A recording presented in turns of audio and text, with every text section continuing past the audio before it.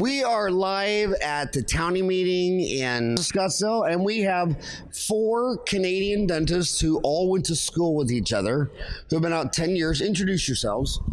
Hi, I'm Dr. Angela Snider. I'm originally from Edmonton, and I practice in Ontario, and we all went to the University of Saskatchewan. I'm Nicole Adams, and I currently practice in Calgary, Alberta. I'm Krista Madel, and I'm from a small town, Saskatchewan, Kindersley, and I currently practice in Kindersley as well as Rosetown, Saskatchewan. I'm Lindsay Jaworski, and I practice in a small town like Krista in Yorkton, Saskatchewan. Well, I've been out 30 years, and you guys have been out 10 years. And I think if I was in dental kindergarten school right now, I'd rather listen to what's it like from someone who's been out 10 years as opposed to someone who came out 30. A lot of times they see someone who came out 30 years ago, they think, well, that was so long ago, everything's different. So let's aim this at the people that are still in dental school, because you guys are 10 years out. If you could go back and know what you know now as you did when you were in dental school, what would you be telling yourself in dental school? What advice would you give them? All sorts of things, probably. I think the thing that's probably helped us the most is our class was very, very close. We made really, really good relationships. Clearly, we're doing CE together 10 years later, and we have each other to then bounce ideas off of, take CE together. When we don't know something, like, yes, there's Dental Town, we can set it all up, but I have 3 great people on text message that I can send and get it instantly to know what's going on. Having worked in a, small center, big center, and rural, don't be afraid to go rural. It's like the best place to practice. You're going to learn the most. And then I tell friends, family who are in dental school, get on Dental Town, like read whatever you can. Yeah. Same thing with Nicole. I think rural has been huge for me. I spent 5 years in a really small town, kind of thought I was just going to go there for a couple of years, and just the experience I gained and being able to do, all sorts of things that I probably wouldn't have got to do, and just be so busy to get the experience was really critical. And I had a hard time leaving it. I left to go to the city, and I was back a couple of years later to rural, just because it's just such a great place to practice. The patients are very kind, genuine, and supportive. I'm going to stop you there, because business is supply and demand. Go where they're not. Go where they ain't. And I see 2 dental schools right here in the Phoenix Valley. One's in AT Still, Mesa. One's in Midwestern and Glendale. And where does every kid want to go when they graduate? Scottsdale. So why does everybody hate rural, and why do you like it? Can I take that one? The best thing, so the town that I live in working right now is Deep River, Ontario. So it's about an hour and a half outside of Ottawa. The nearest specialist is bare minimum 90 minutes away. A lot of our population are kind of older people that when it's snowy, they're not going to go. So they're not going to go see a specialist in the winter. So the option is, okay, you need this tooth out or you need this root canal. Yes, you can go see the specialist. Like, it'd be great if you go see the specialist, especially for this, upper molar. And they say, no, I don't want to. Like, okay, well, the alternative is we take the tooth out, or I do it. Yeah, if you say, no, I'd rather take the tooth out, well, let me do it. And I get to do all of these things that I would not get to do if I was living in a city where the specialist was across the street. So the patient is happy to be like, oh yeah, I don't have to go. I can get this done. If it doesn't work out, they're like, well, I was going to have it taken out anyway, so it's not a big deal. So you get to do all these crazy, awesome things that you would not get to do if you were practicing in a city.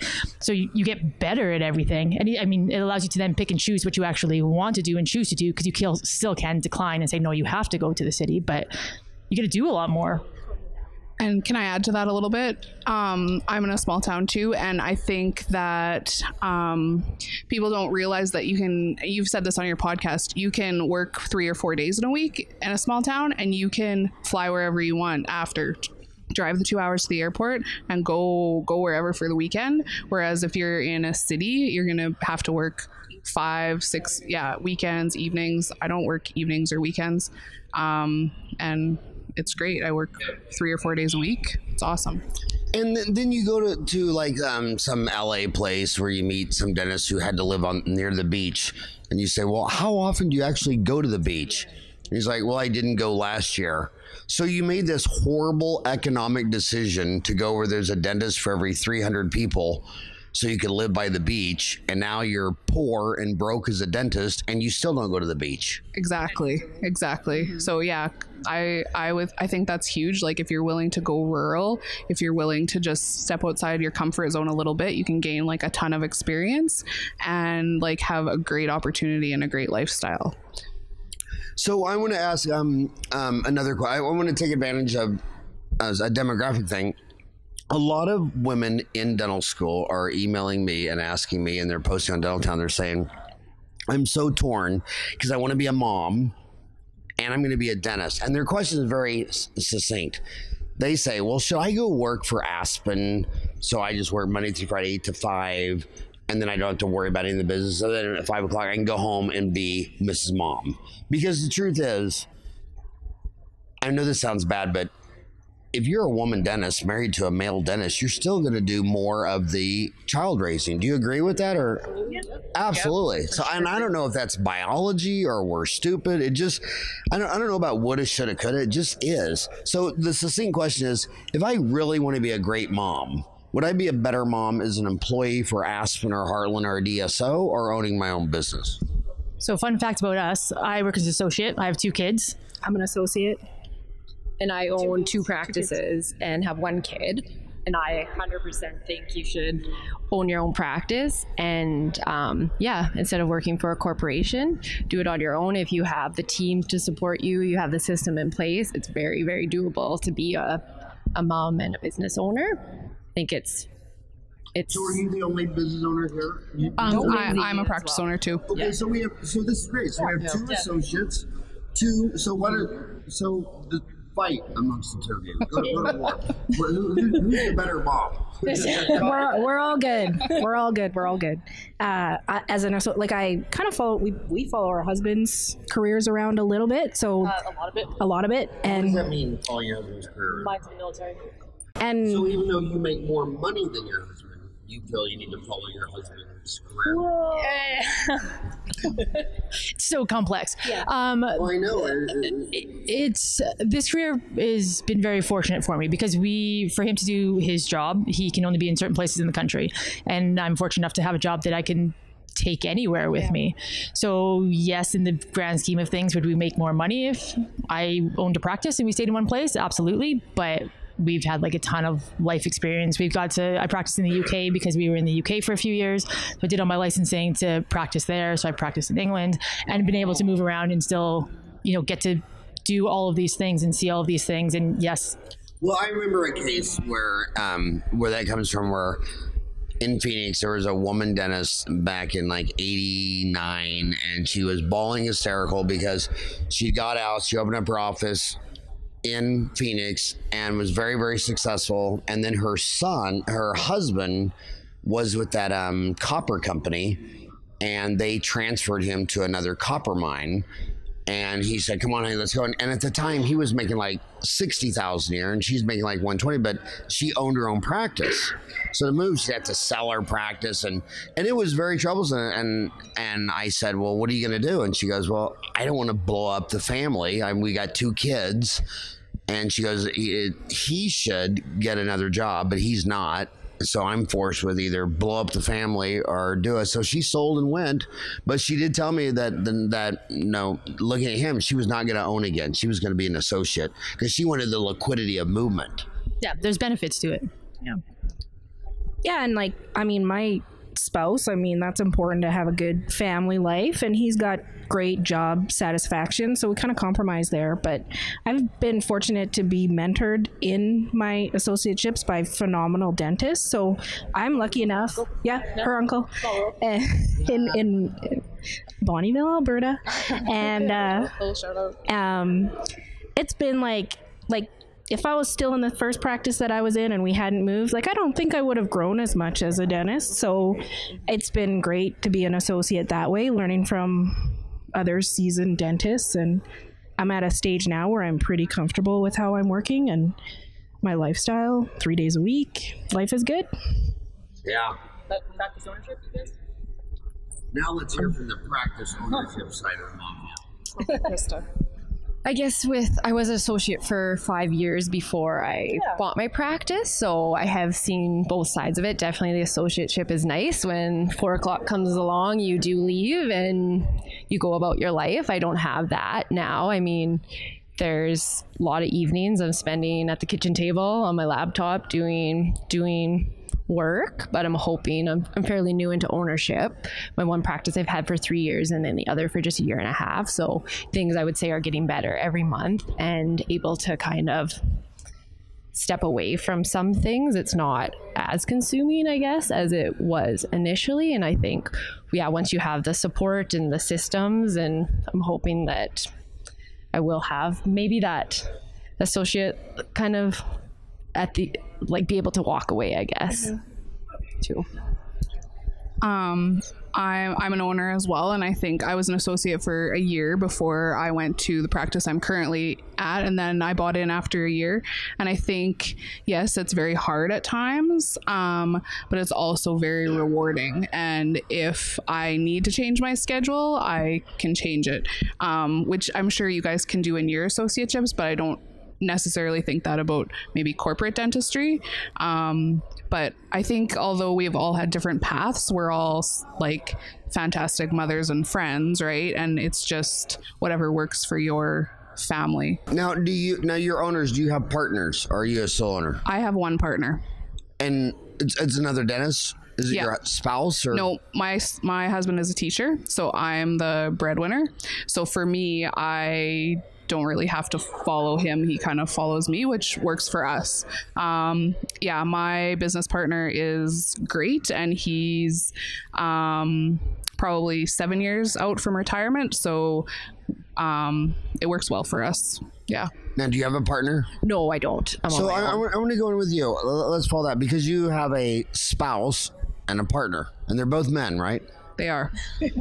So a lot of people, when you look at a partnership, one of the obvious numbers you look at is when you get married, you have family, children, you have all these things, all these social glues that hold you together, love, companion, children, and it fails half the time.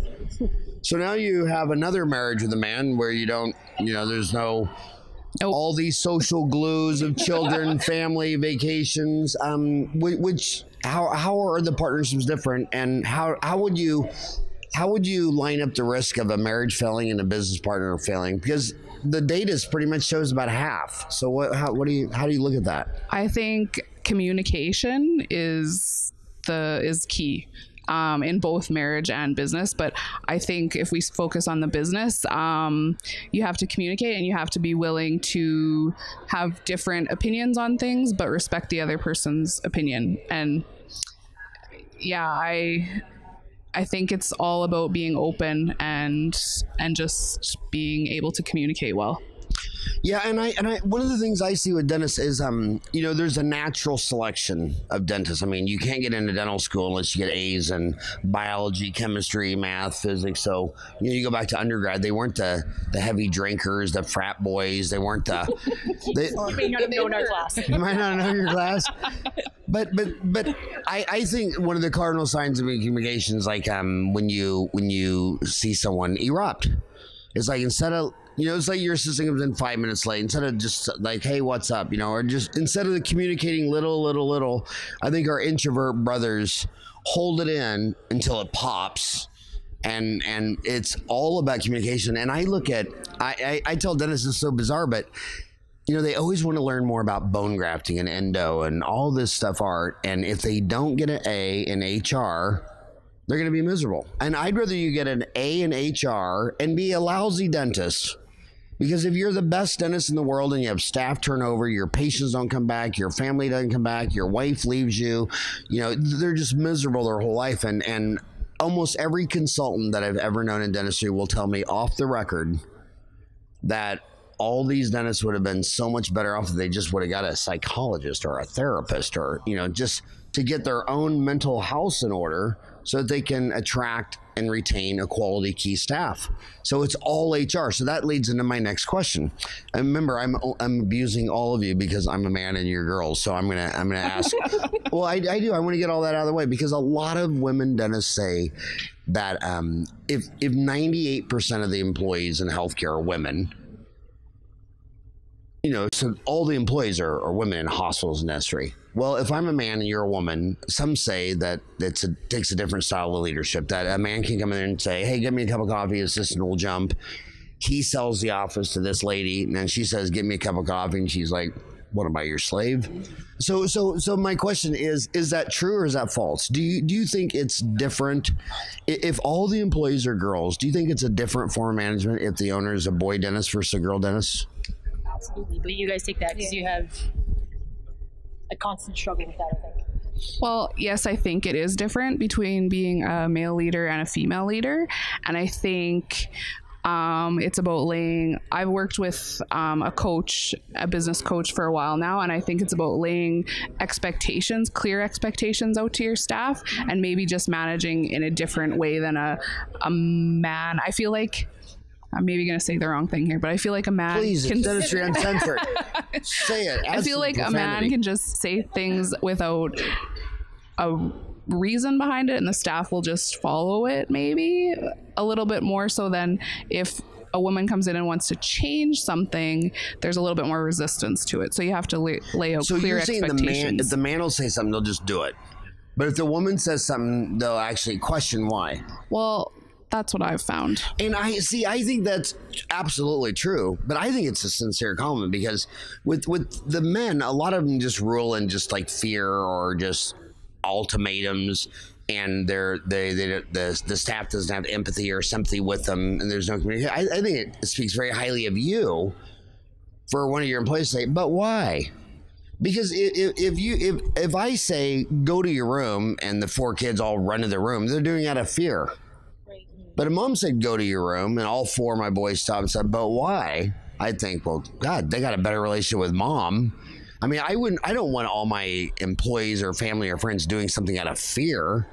I'd rather be leading ducks to water because I explained to the ducks how they're better off in water than in the desert sand. So I always thought that was it was a complaint I hear a lot from women leaders. But I said, man, that's not a complaint, that's a compliment. They actually have faith. They don't fear. They actually have enough faith in you they don't fear you, that they can question. That's communication. The first thing you said is, more communication. And I think a lot, like I've been in rooms where my friends, where the assistant would ask them something on an X-ray, and my own friend would say, well, if you want to learn that, go to dental school. And I thought, what the hell? You're an ass. Yeah. And then if you can't explain to your assistant what this is, well, how is the patient ever going to buy it? Because as soon as you leave the room, they're going to turn to the assistant and say, what do you think? Yeah. And what do you want your assistant to say? Well, then go to dental school. So what other issues are there of women leadership versus male leadership? I think for me, initially as a leader, I was more concerned about hurting the staff's feelings. Being liked by the team. Every decision I had to justify instead of, taking ownership, and this is my practice, and, being really confident with my decisions. I felt like it's been a growing process for me to learn to follow my gut, and this is my practice and this is what I want, instead of trying to always please and be everyone's friend and everyone like you. So when you're an old guy and we're sitting around drinking a beer talking about the young generation, one of the things that always confuses us is we always kept a distance between friend and employee. You know what I mean? Because you can't be my friend because I reserve the right to fire you. So there's just a clear moat around us. And then we see the younger, your age, go and drink. You're holding your ponytail while your hygienist is puking in the toilet. And we're like, that might be just a little. So how do you define, did you agree with that assessment that maybe you're closer with employees than, Nicole, go for it. I can make a comment. Like, I'm about the holding the hair, her puking in the toilet. No comment. Nope. Like, I mean, we're all kind of outgoing, friendly people, the four of us.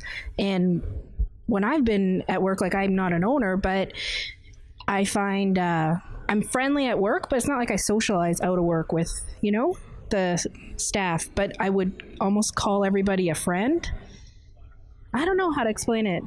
It's like a dental family, but there is that line where maybe you're not. Do you see that line being crossed by some people that come back to bite them? Totally. Okay, well, explain what that line is, because they're in dental kindergarten and they might not really know what that line is. What is the line between friend and employee? How do you really like someone and then reserve the right to fire them? Good question. I don't know. I think like in my situation, I like knowing about everybody that I work with. I like asking them about their personal life, that kind of stuff. But it's not like I go to the zoo with them or go out for drinks with them, or, you know, we don't socialize outside of work. But I think I'm still well liked at work, or you know. So socializing after work. I think that's the line. The line, yeah.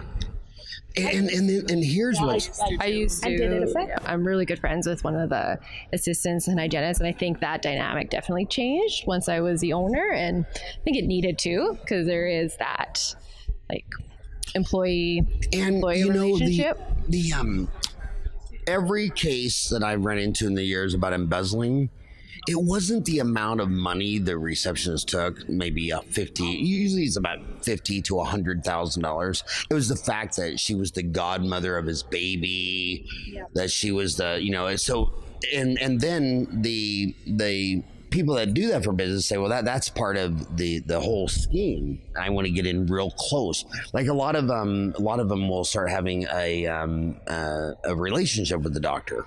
Because then if he gets caught, you can say, well, you want me to tell your wife that we're lovers? Because that divorce, that'll cost you $1 million. I only stole 100,000. Are we good? Are we good? How about I just leave? No, it's a common for real deal. But another way to get in really close is they're spending extra time. They're going to the cabin. She's the godmother. And then the next thing you know, she's depositing the checks, paying the bills, depositing the checks, paying the bills. You're the only way you can ever stop embezzlement is you have to make sure two people are involved in it. And then what's the next thing? Oh, the mother hires her daughter as the assistant.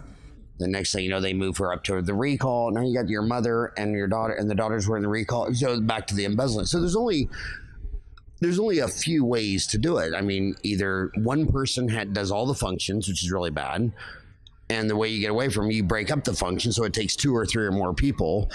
But if you get too close to a sociopath, that's what a sociopath tries to do. It's like why you don't want to live in a country where you speak English as a second language. Because like if I moved to Brazil, they always think about 2 or 3 or 4% of a population is a sociopath.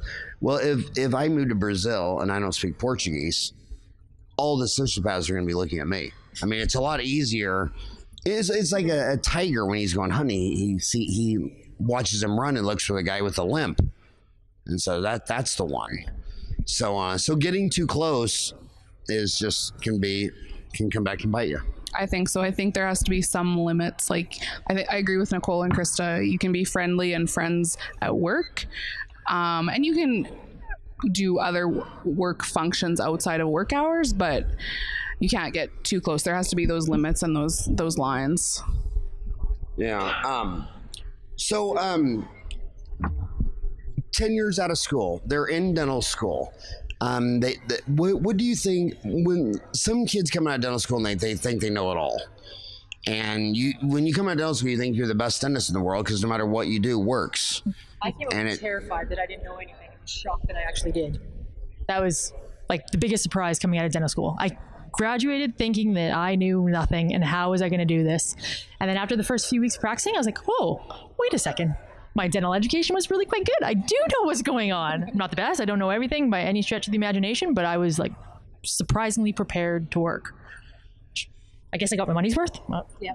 Well, what would you tell them on the supply demand? What would you tell them to learn? What skills? Because they come out and they got 20 things they could learn. I mean, there's people saying, come learn occlusion or neurolinguistic this or snore guards or Invisalign, root canals, implant. I mean, literally, they're coming out of school. They've only got so much time. They got so little money. They got all this student loans, and there's 100 people saying, come learn this.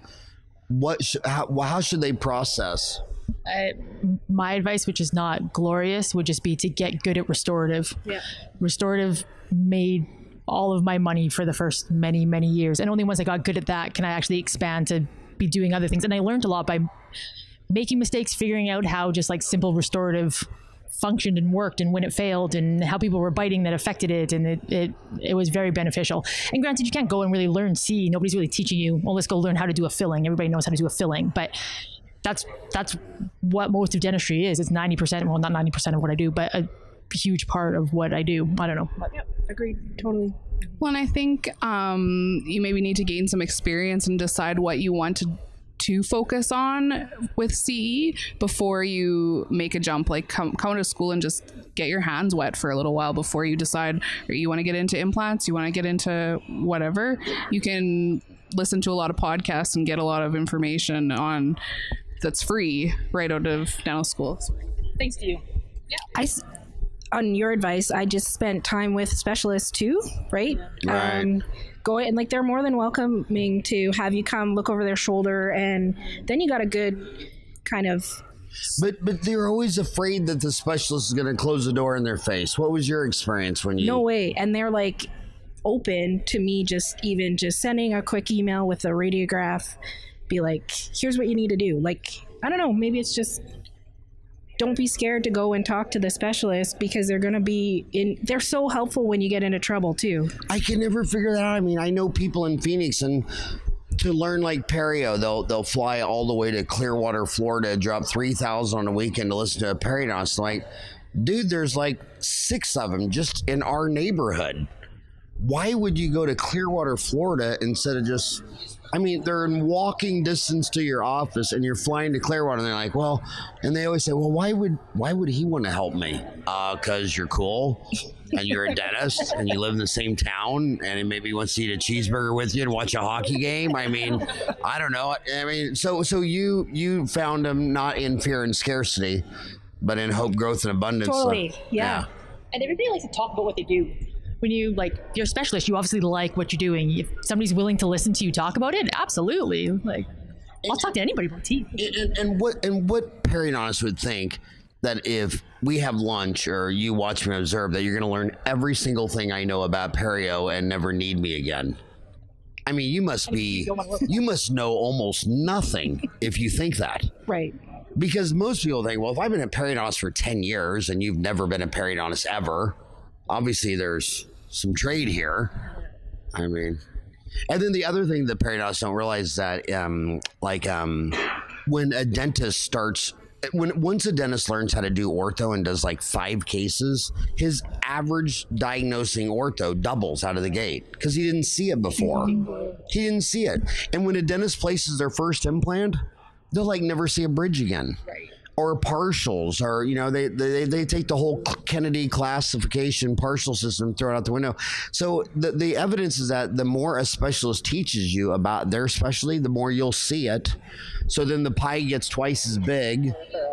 And even if you take half the pie, well, the other half of the pie is bigger than the little mini pizza that it was started, you know. I remember the best thing for me was when I did my first sinus lift, and I can't say who it was on because it was on my mother-in-law, and that might come back to haunt me. And but the deal is, I actually believed in my heart that it was a bad idea and didn't work. And then when I was taking a course with Mish, he was talking about that. I just told him, I said, I would never do that. And I said, I think a bridge would be better. And he didn't belittle me. He didn't marginalize me. He just like, well, why do you think that? And then he takes me back there. And on this 3 days at University of Pittsburgh, 7 3-day weekends, I mean, every time he's doing a sinus grab, he's like, where's that little kid at again? Where's that little? And I was like 25, and he's like, hey, you, come over here, right here. And he almost like had me on his lap, showing me this sign. And it was that made me realize, oh, okay, this does work. So just by showing me a sinus lift, I mean, I would have never diagnosed one before until somebody showed me, and then I believed in it. And now how many have I diagnosed and treatment planned the 30 years following that? A gazillion. Yeah. So I want to ask another thing about pediatric dentistry. So when I was little, all the OBGYNs were men. Now they're all women. When you look at some of the racist terms or sexist terms like hysterical is a Greek word for hysterus. So when someone says you're being hysterical, that's saying you're being a uterus. And the old OBGYNs would always tell the women, including my mom and sister, that was all in your head. And now it looks like all the men that were saying that have all lost their jobs, and it's all women. And I'm seeing the same thing in pediatric dentistry. When I go to any university and they say, yeah, we have 6 students, it's 6 girls. And then you say, well, how many year program? It's 2. Where's the next class? And they'll say, oh, those 6. And there's like 5 girls and 1 boy. Do you think pediatric dentistry is following OBGYN and is turning into a female profession? I would say yes, probably. I don't know. Maybe that's generalizing. Pedo, especially because, women relate better to kids. I think mothers maybe feel more confident with a woman treating their child, which maybe isn't true, but is it true? I mean, it's Dentistry Uncensored. Just do you think moms would prefer to talk to a mom? Yes. Dentist than a male dentist? Yes, and I think because back to the trust. If the man says your kid needs pulpotomy, it's just like yes or no. But they have enough faith in you to communicate and say why. We were talking about this last night, actually, about like where am I going with this? With the we got better at treating kids once we became mothers, because you can relate better. You know what the mother's feeling. No mother wants to hear that their kid has cavities because they feel like they've done something wrong, and they're so upset that their kid has any problems. So then I feel like a mother can kind of more so relate to that. Not to say that men can't either. There's a lot of really great male pedodontists out there, but there's just, I still think that mothers probably prefer it. Now, you just said a word you just said pedodontist. That word is, that word like died in America. Is it still a word in Canada? Is it not? Do they still? Pediatric dentist. Oh, well. Why? Someone just told me why they stopped pedodontist. It was that advertisement that just said pedo. Was it the pedo? Yeah, I think so. Pedo. Oh, did I miss that? Like the pedo? Yeah. I think pedophile. Yeah. Pedo. Yeah. Huh. Yeah, but anyway, so well, I'm just a big believer that girls and boys are different by just looking at like economic data. I'll give you an example. My brother's gay. Well, it was an economist that showed me this years and years ago. Actually, when I was in MBA school, I was telling my economist, and gay came up, and he goes, "Oh man, have you ever looked at occupation data?" He said, "If you just look at their occupations, you would think they're girls." Airlines, cooking, music, all this stuff like that. And he goes, here's evidence that the brain has to be different because they all chose a different occupation. I mean, what's the correlation that I choose same sex and also decide to be a chef or a cook or a flight attendant? You know what I mean? And I just think that I just think girls and boys are different. And I think if I was afraid, I would think you would hurt me less than a man. So if I'm afraid of the dentist, I think you would be nicer to me than a man. And I have 4 kids. I have 4 kids and 5 grandchildren, and I would want to take my grandchildren to a girl. I mean, I don't know. So it's as illogical as it may sound. It doesn't matter what the illogic is. That's how I feel. Sorry, I'll touch on something here. It's interesting to see the rise in females in dentistry in general. Our class, again, was a little bit different. There's small class sizes of where we are. Our class was 28, and only 8 of us were female. And every class after that, there's been a lot more females. But dentistry is an excellent profession for women. You think of how much compassion you need, how much kind of hand holding for the nervous people. Again, not that women always are better at that than men. There's a lot of very compassionate men, but the gentleness, a lot of people really appreciate the gentleness of a female versus a male. So do you use it in your marketing as a competitive advantage? I mean, if you come out and there's far more male dentists in Canada, United States than females, do you put that in your marketing? Come to us, gentle touch, we're all... Can't in Saskatchewan or Canada or advertising. We can't advertise anything like that. Anything that makes you different. You can't say you're a girl. No. All we can say is so this is kind of funny. So new patients. That's the only thing you can put on your advertising. Not even new patients welcome. You know, when the thing that's surprising to me is that I think the craziest word is United States of America. Because I don't even know what that is. I mean, you can't compare Anchorage to San Fran or Louisiana to Chicago. I mean, people call Arizona the Florida of the West. That might be the closest similarity.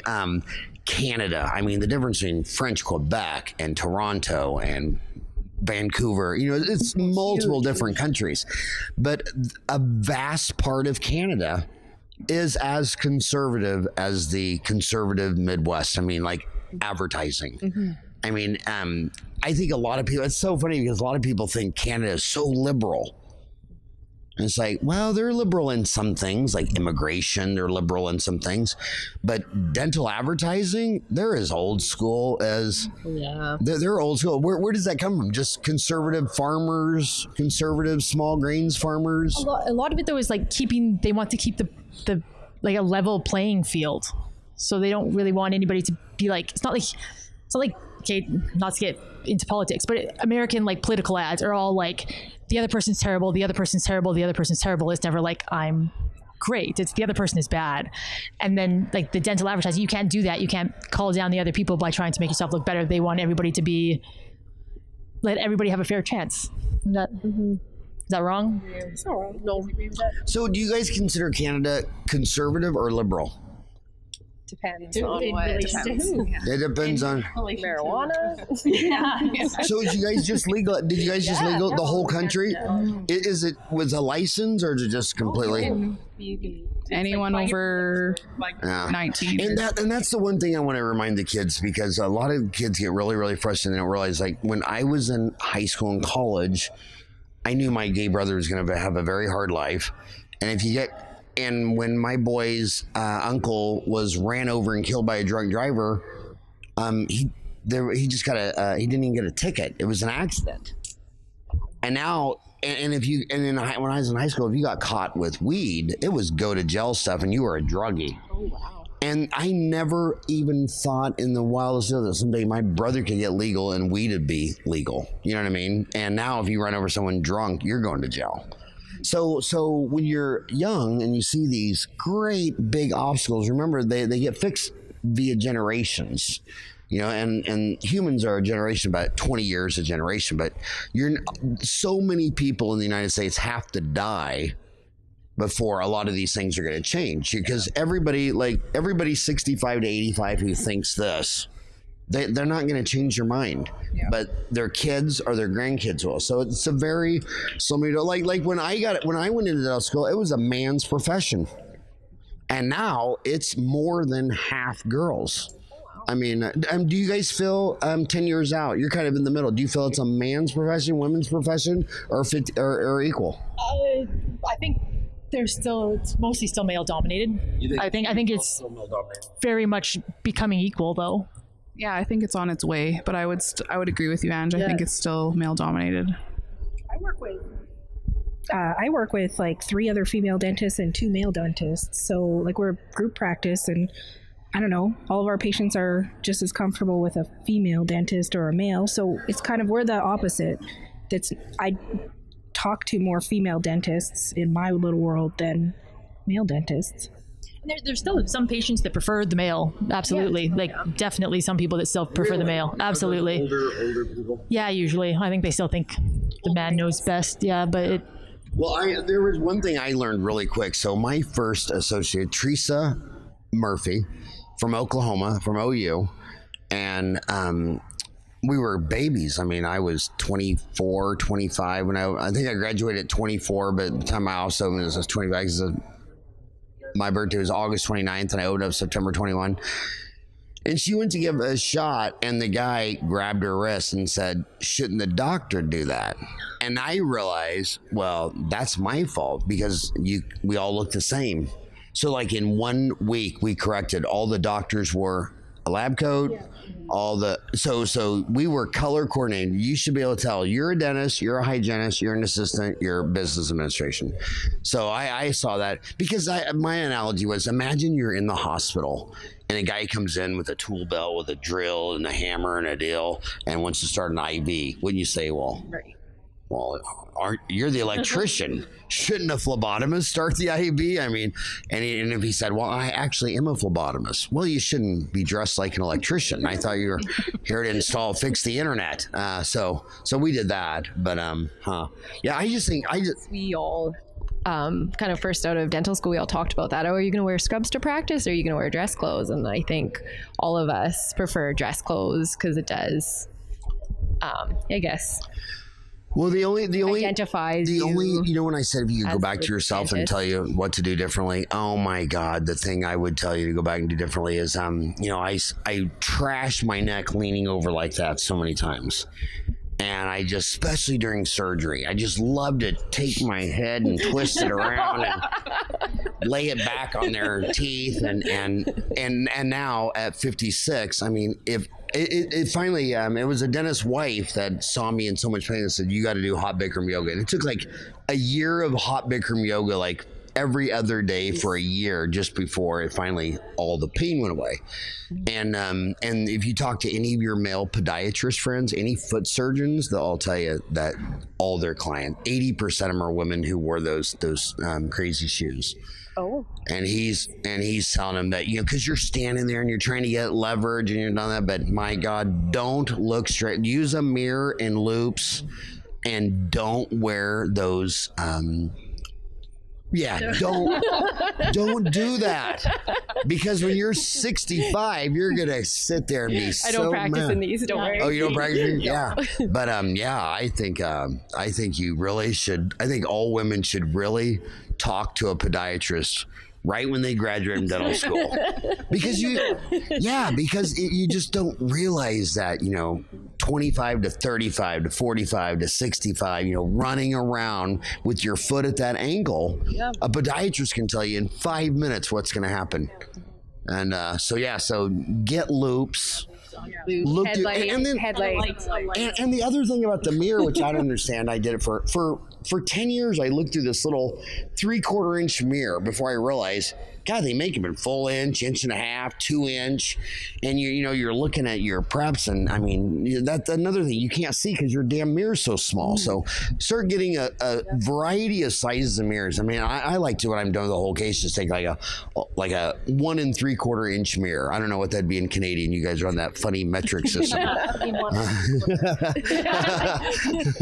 and just look, but keep your head up, look, get bigger mirrors. Don't, just fight the temptation to twist your neck around and stop with the high heels.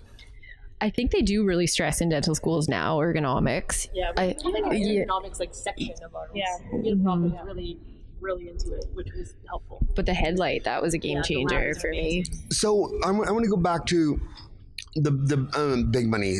They're coming out, $280,000, $300,000 in debt.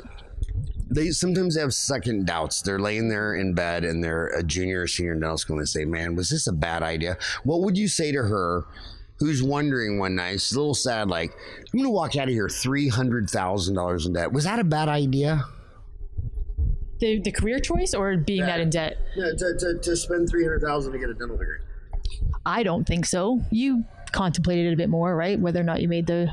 Well, I contemplated career-wise, not, I guess, financial-wise. I just considered medicine as well. But no, I think the debt load, at least for all of us, it was reasonable and manageable to pay it back within, probably all of us paid it back less than 5 years, for sure. Yeah, and especially because we all went to rural 300,000 practices where we were busy. We had the cash flow to pay it back. But maybe, I guess, if you were practicing in a bigger center where you didn't have the patient flow to support that debt load, it would be scary. But I think you do have to be more open to and willing to work hard. Like I think all of us were working 5 days off the get go, like working actually putting in the time, working the hours, and working hard to pay it off, so that then when you have kids, you can work less and all that. So.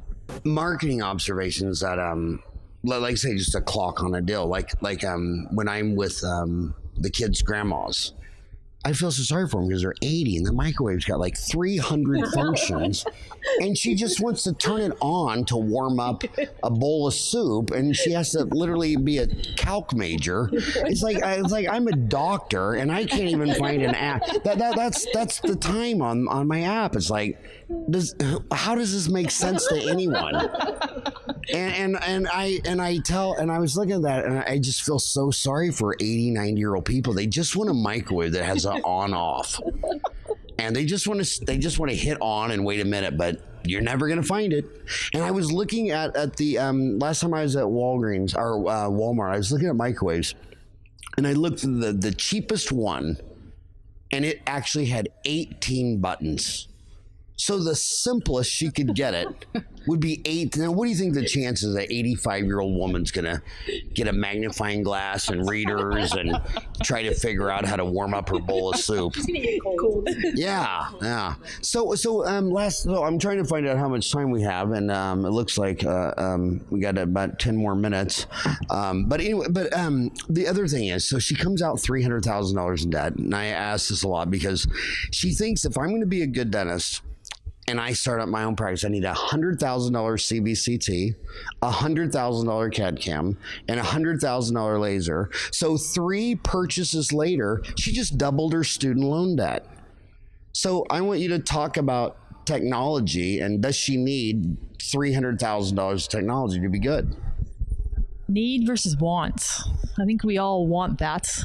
Do we all need it? I don't know. The cone beam's a tough one. I work an associate. It's not up to me as to whether or not we get one. We're not getting one. The person I work for places a ton of implants and has never used one, so doesn't feel that it's necessary, whereas I think it'd probably be more beneficial. We were talking earlier about the milling machine. Is it, again, this is stuff we've gotten from you, is it worth, 50 plus grand to get a machine that makes you do more work and have a patient in your chair for twice as long when you can just send it to the lab? Is it worth it? Probably not. We have an iTero, which I think was I like that. That one was a good investment, I think. But I don't know. What do you guys think? Okay. I think Go ahead. I think coming out of school, like you're a new grad, you have so much other stuff to learn. Like focus on the basics. Yeah. Focus on the basics, and once you get your what are the basics? Just learning how to do injection. Exactly. There you go. Exactly. All those things. Just learning how to get your speed up with basic procedures. What did I say? Restorative, simple crown and bridge. Taking out a tooth. A good injection. That was good injection. Kind of mentioned at the beginning, my uncle's a dentist. He's a very, very good dentist. And one of the things that he told me straight out is learn how to give a good injection. They don't know if your work is, your patient doesn't know if your work is good. They know if you're gentle, caring, if you can make that part, which is what everybody fears the most. If you can be good at that, it's going to do wonders for your practice. Absolutely. And I think learning how to talk with patients and putting the time in to build relationships with patients. All that technology is nice, but at the end of the day, if you can't talk to the patient, they're not. One other piece of advice that I found really helpful when I graduated is I worked with somebody who was, so again, as an associate, a very good practitioner he's phenomenal at explaining things. And the first few years that we worked together, his op was right beside mine, and I could listen to how he presented things to patients. And it was amazing, listening to how somebody else can explain it, sell it, for lack of a better word. But I found that extremely beneficial, and I learned a lot just from that, case acceptance and whatnot. Mm-hmm. I thought it was interesting. So Glidewell does 12,000 cases a day. So a lot of people say they, probably they make 5% of all crowns in the United States. So it's a great data bank to see what's going on. I mean, you just see Glidewell's data, you kind of know what's going on. 12,000 cases a day. But they came out with their own CAD CAM, and they only have it work with iTero, and they don't have no relation with iTero. iTero is owned by Align Technology, which owns Invisalign, and they have no contracts with them, nothing like that. But they only support iTero because they noticed that their impressions that came in with iTero, they only have a 1% remake, and if it comes in with impression, it's 5% or higher.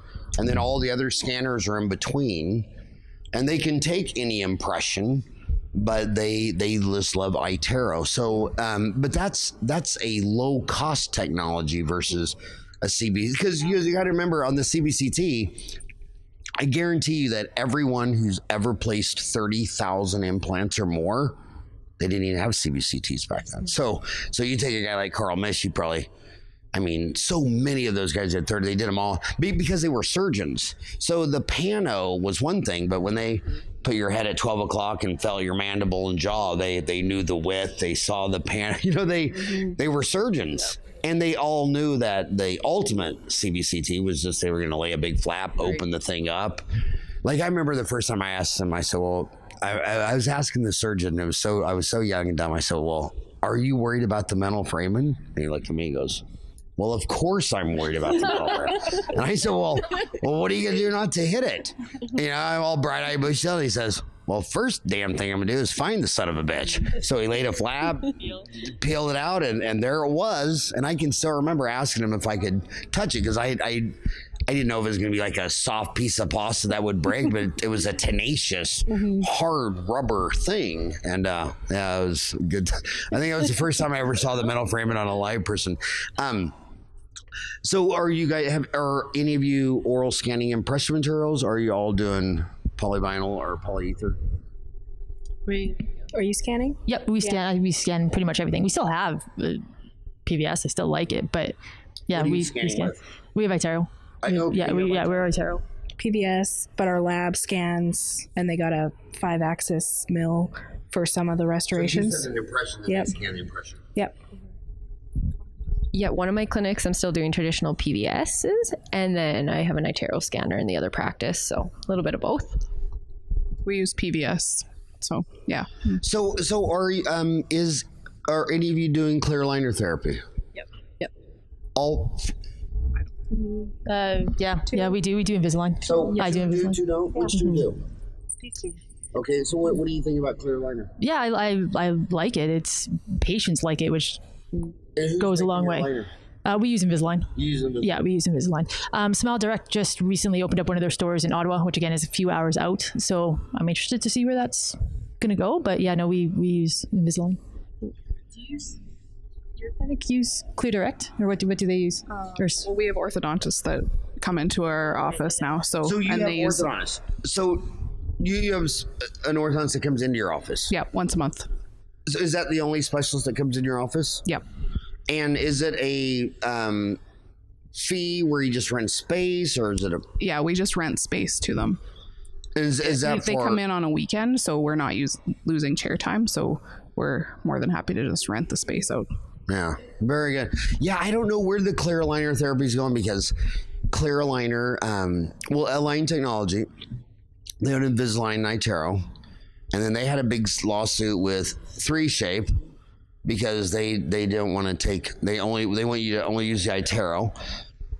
And then Smiles Direct Club, I don't understand that, because they originally owned 19% of Smiles Direct Club, and Invisalign makes all their trays. But Invisalign just started opening up their own stores, and Smiles Direct Club sued them, and they had to shut them down, which is weird, because could you imagine, I'm suing you, you have to shut down your stores, but you make all my trays. Yeah, but you own me. And then that contract, I think, Invisalign only makes a portion, like Align only makes a portion of Smile Direct, don't they? I thought they made them all. I think they did. I could be wrong. Yeah, well, it's hard to say, but it's Wall Street's a complicated game.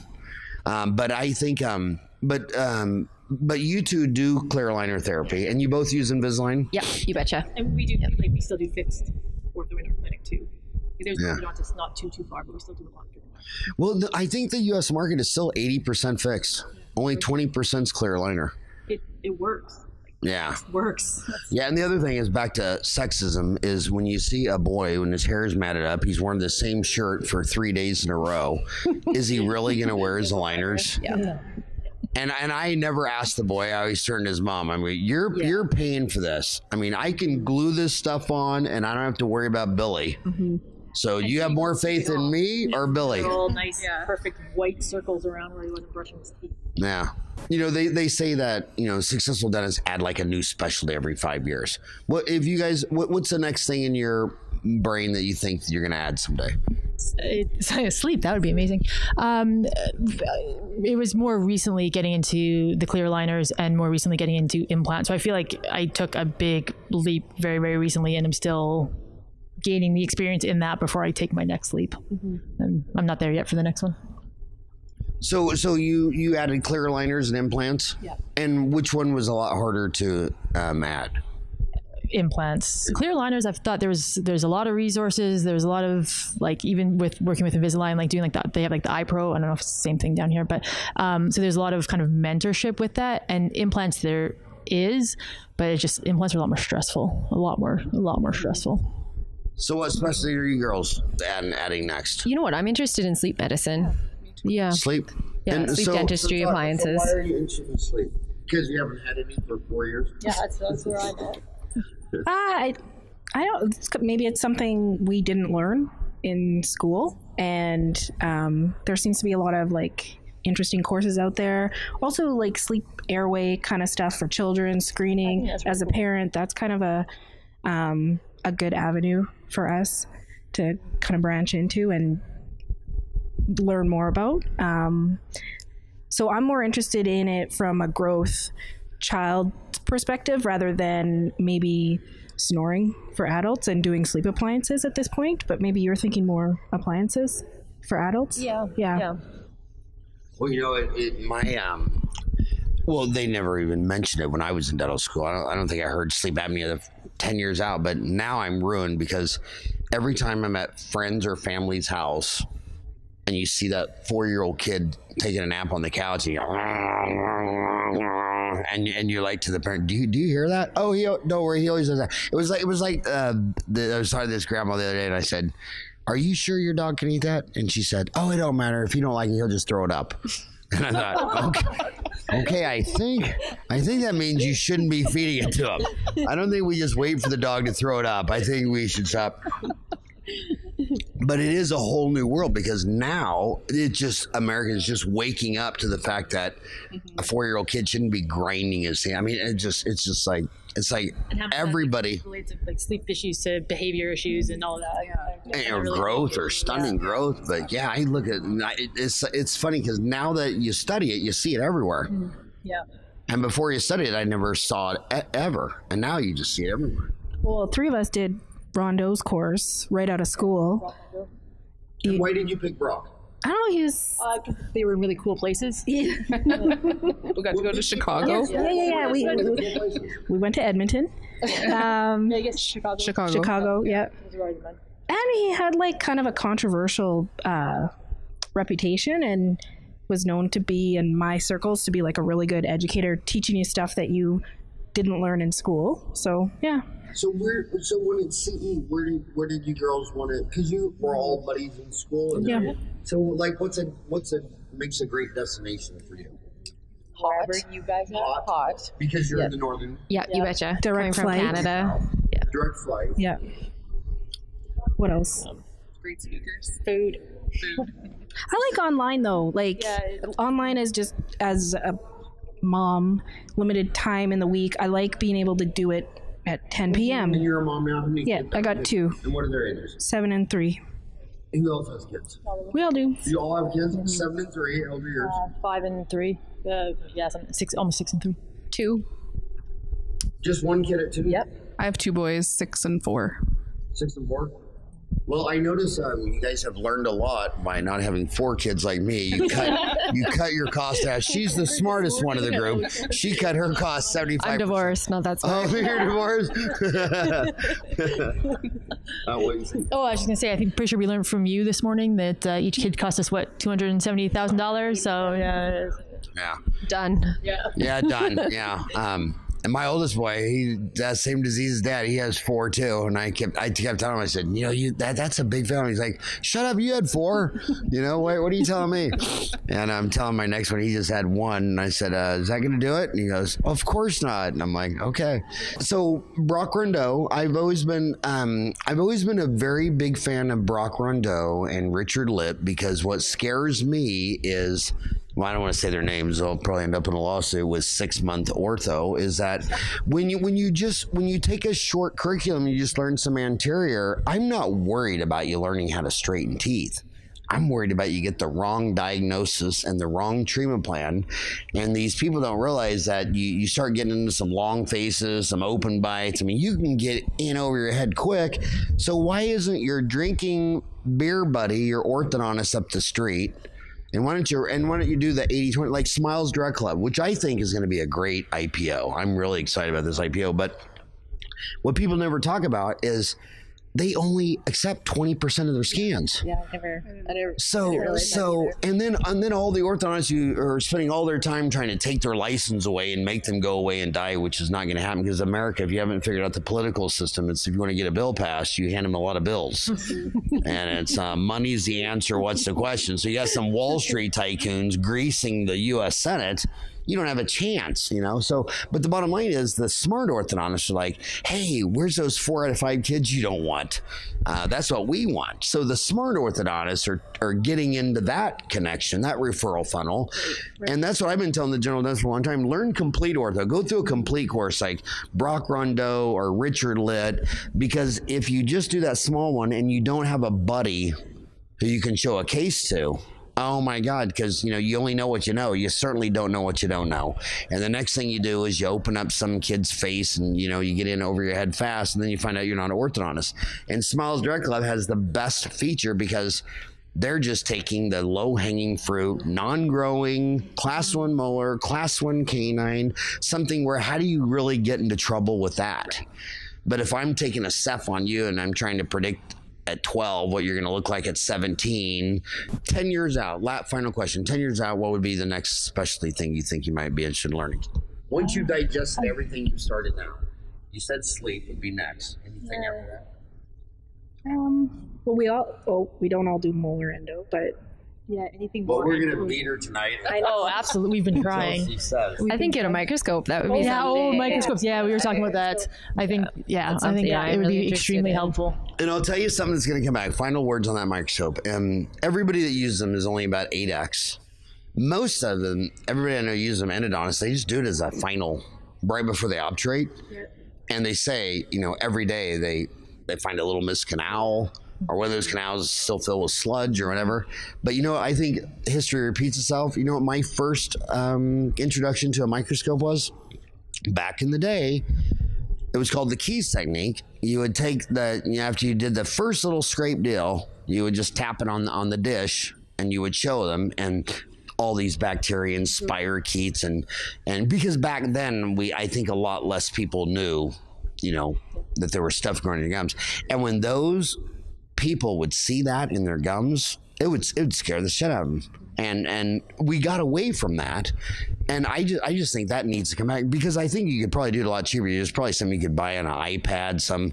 There's probably some optical thing you could buy where you wouldn't even need a big microscope. But I really think it needs to come back. And I just remembered, I don't even know why I quit doing that. It was so, and the kids. And sometimes the kids, I remember they'll say, that didn't come out of my mouth. And let's start from scratch.